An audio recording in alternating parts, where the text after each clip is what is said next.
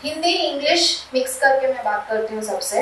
आप लोगों को जनरल अंडरस्टैंडिंग के लिए क्या क्या चीज़ें ज़रूरत है और ये जर्नी को कैसे सक्सेसफुल बनाना है, और जो इतने मतलब दिनों से जो भी मैं फीडबैक लेती हूँ पेशेंट से या एम्प्लॉय से डिस्ट्रीब्यूटर से, तो वो जो भी कुछ पॉइंट्स मुझे अंडरस्टैंड हुआ है वो थोड़ा मैंने अपने पीपीटी में मैंने एक्सप्लेन किया है। तो थोड़ा देर नहीं करना है, हम जल्दी से खत्म करेंगे इसको। Moving to the topic health and diseases. Okay, तो जो भी टॉपिक्स मैं कवर कर रही हूँ तो वो है एक definition of health, okay, and अब उसका अपोजिट डेफिनेशन ऑफ डिसीज, ठीक है। एंड हेल्थ एंड डिसीज जो हमारे आयुर्वेदिक में क्या होता है, ठीक है, वो है। एंड जो भी डिसीजेस को मोस्ट प्रोन करते हैं, किसको डिसीजेस बहुत ज़्यादा अफेक्ट होता है और जल्दी से वो डिसीज लोगों को होता है। एंड विमेन्स हेल्थ, मैंने यहाँ पे विमेन्स हेल्थ को थोड़ा इम्पोर्टेंस दिया है बिकॉज अभी 8 तारीख को विमेन्स डे आ रहा है, इसीलिए थोड़ा विमेन्स हेल्थ को थोड़ा इम्पोर्टेंस मैंने दिया है। एंड इम्पोर्टेंस ऑफ हमारे वेद एलिक्सर का प्रोडक्ट्स और उसका बेनिफिट्स और सम टेक अवे पॉइंट्स, ठीक है। तो next is definition of health. तो हेल्थ को बारे में सबको पता है, जो स्वस्थ होते हैं उसको हेल्थ या हेल्दी कहते हैं, ठीक है। तो वही मतलब मॉडर्न मेडिसिन में भी वही बोलते हैं, एब्सेंस ऑफ डिसीजेस। तो रोग से जो मुक्त होता है उसको हेल्दी या हेल्थ हम बोलते हैं, ठीक है। तो लेकिन एब्सेंस ऑफ डिसीजेस मतलब वो फिजिकल है, मेंटल है या इकोनॉमिकल है ना। तो ये भी तो समझ में आना है, इसलिए WHO जो है वर्ल्ड हेल्थ ऑर्गेनाइजेशन, उन्होंने एक स्टेटमेंट दिया है, मतलब डेफिनेशन ऑफ हेल्थ दिया है, वो है health is a state of complete physical, ठीक है। कंप्लीट वर्ड जो है यहाँ पे बहुत इंपॉर्टेंट है, complete physical, mental and social wellbeing. तो फिजिकल हेल्थ भी जितना इम्पोर्टेंट है उतना ही मेंटल हेल्थ भी इम्पोर्टेंट है, ठीक है। डिसीजेस सिर्फ फिजिकल को नहीं आता, सिर्फ हमारे शरीर को नहीं होता है, ठीक है, मेंटली भी बहुत ज्यादा बीमारियां हैं। And social wellbeing, social wellbeing मतलब जो आदमी फिजिकल मेंटल हेल्थ से अफेक्टेड है वो घर के बाहर नहीं आता है ना, लोगों से मिलता नहीं है, लोगों से बात नहीं करता, तो सोशल वेलबींग भी इम्पोर्टेंट है। And not mainly the absence of disease. तो सिर्फ ये डिसीज का एब्सेंस नहीं है, ये तीनों complete physical, mental and social wellbeing भी इम्पोर्टेंट हेल्थ में आता है, ठीक है। नेक्स्ट इसका ऑपोजिट है डेफिनेशन ऑफ डिसीज। तो डिसीज इज अ डेविएशन और absence of the normal state. जो नॉर्मल स्टेट होता है पेशेंट का, सॉरी पर्सन का, उसका जो एब्सेंस है, जैसे हमने हेल्थ में पढ़ा था कि एब्सेंस ऑफ डिसीजेस, यहाँ पे absence of normal state, health नहीं बोला गया है, यहाँ पे नॉर्मल स्टेट बोला गया है, ठीक है। और disease can be defined as a changes in individual that cause their health parameters. जो भी हम एक पैरामीटर देखते हैं, फॉर एग्जांपल अभी हम डायबिटीज पेशेंट में उनका डायबिटीज फास्टिंग कितना, ब्लड शुगर है, खाना खाने के बाद का कितना है, अगर वो नॉर्मल रेंज में नहीं है तो उसको वो डिसीज हम बोलते हैं। तो वही है, to fall outside the range of normal, normal range से बाहर है, कोई भी है, थोड़ा भी है, तो भी वो पेशेंट ही है, ठीक है। तो अभी हम नेक्स्ट स्लाइड पे जाते हैं, ओके। तो फॉर डिसीजेस के लिए, मतलब रोग के लिए हमारे पास ट्रीटमेंट है, ठीक है। हमारे पास मतलब साइंस में, मतलब मेडिकल साइंस में एलोपैथिक हो, होमियो हो, सिद्धा हो, यूनानी है, मॉडर्न मेडिसिन है, सारे में डिसीज जो भी है उसके लिए ट्रीटमेंट है। लेकिन क्या हेल्थ के लिए ट्रीटमेंट होता है? ट्रीटमेंट चाहिए हेल्थ के लिए? चाहिए, ओके। क्योंकि is it necessary that healthy people need a treatment? Yes. लेकिन क्यों वो हम एक आयुर्वेदिक वे में बताएंगे। ये जो श्लोक जो है हमने हमारे जब पढ़ रहे थे तब हमारा फर्स्ट श्लोक था ये, प्रयोजनं च अस्य स्वस्थस्य स्वास्थ्य रक्षणम् आतुरस्य विकार प्रशमनं च प्रयोजनं च अस्य स्वस्थस्य स्वास्थ्य रक्षणम्। मतलब स्वस्थ जो है, स्वस्थ मतलब नॉर्मल स्टेट ऑफ पर्सन, मतलब नॉर्मल जो हेल्थ है उसका स्वास्थ्य बना के रखने के लिए हेल्दी पीपल का जो हेल्दीनेस है वो मेंटेन करके रखने के लिए हमें मतलब स्वास्थ्य रक्षणार्थ के लिए हमें ट्रीटमेंट की जरूरत है। ट्रीटमेंट मतलब अभी प्रिवेंशन करने के लिए हमें पता है कि बारिश में भीग जाने से जुकाम हो जाती है, सर्दी आ जाती है ना। लेकिन कई डिसीजेस ऐसे होते हैं तो हमें थोड़ा भी आइडिया नहीं होता, जैसे कि कोविड है ना। कोविड तो सबको आया है, फीमेल नहीं, मेल नहीं, और छोटे बच्चे नहीं, बूढ़े लोग नहीं, है ना। सारे डायबिटीज और बीपी वाले डॉक्टर्स को, पेशेंट को, सबको आया है। तो कोविड तो पार्शलिटी नहीं किया। लेकिन ये जो स्वस्थ से स्वास्थ्य रक्षण ये तो टैगलाइन है, ये अगर पेशेंट या पर्सन्स पहले से उनका स्वास्थ्य बना के रखते हैं तो कोविड तो सबको इफेक्ट है ही है ना। थोड़ा बहुत सिम्टम तो आ ही गया है सबको, लेकिन उसका जो इफेक्ट है उतना नहीं होता था जितना अलग लोगों से हुआ है। बहुत लोग मर चुके हैं ना कोविड से, सिर्फ बहुत लोग, कम लोग मतलब उससे मेडिसिन लेके जो अफोर्डेबल है वो मतलब बचे हैं, है ना। लेकिन जब हम हमारा स्वस्थ रक्षण करते हैं, कई होम रेमेडीज है, मतलब हमारे पास तो बहुत सारे होम रेमेडीज है। अभी सर से मतलब जो बता रहे थे, वेजिटेबल जूसेस है, अलसी का मट्ठा है ना, बनाना स्टेम जूस है, प्रीबायोटिक है।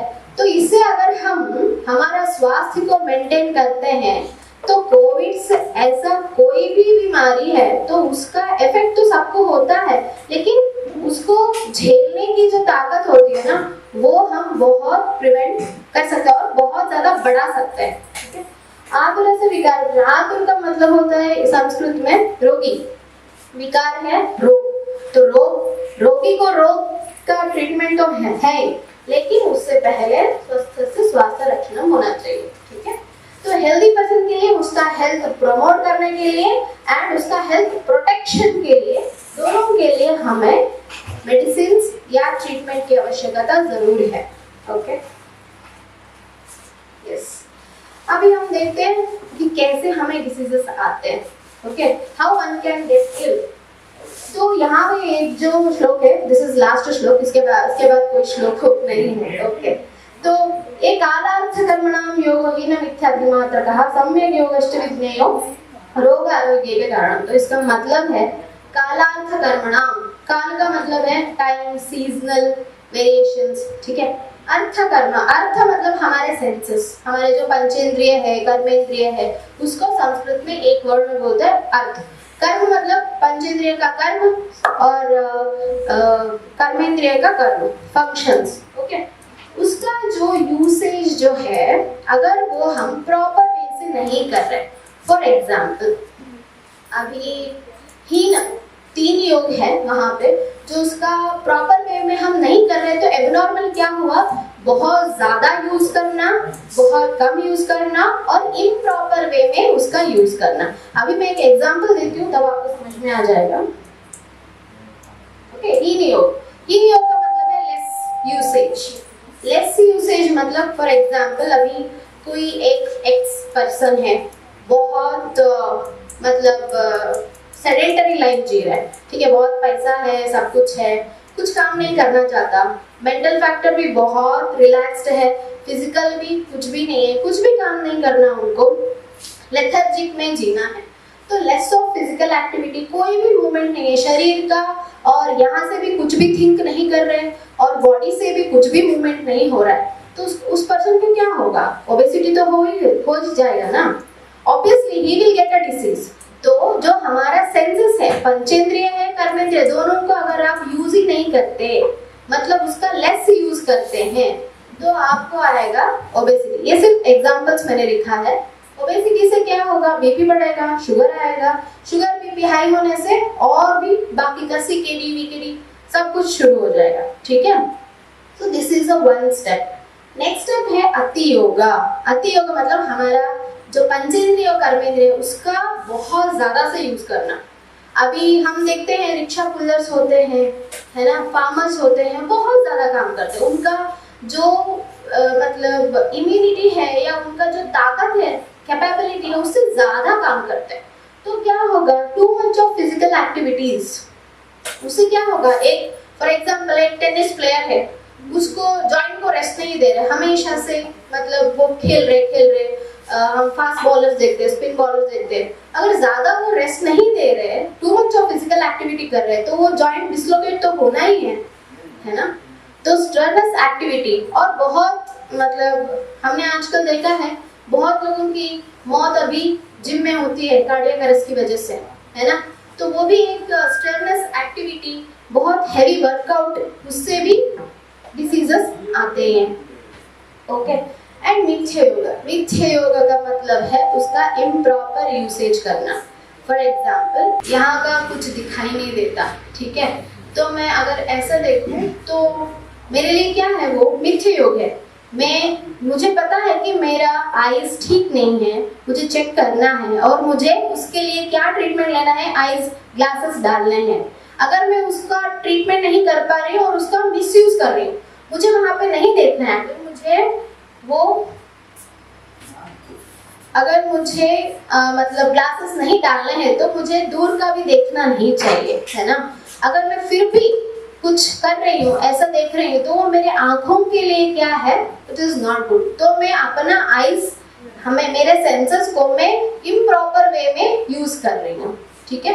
एक और एग्जांपल देती हूँ, आप मतलब सिर्फ ये फिजिकल फैक्टर्स में बता रही हूँ, एक और फैक्टर है अपने नेचुरल अर्जेस को मतलब होल्ड करके रखना, सप्रेस करना।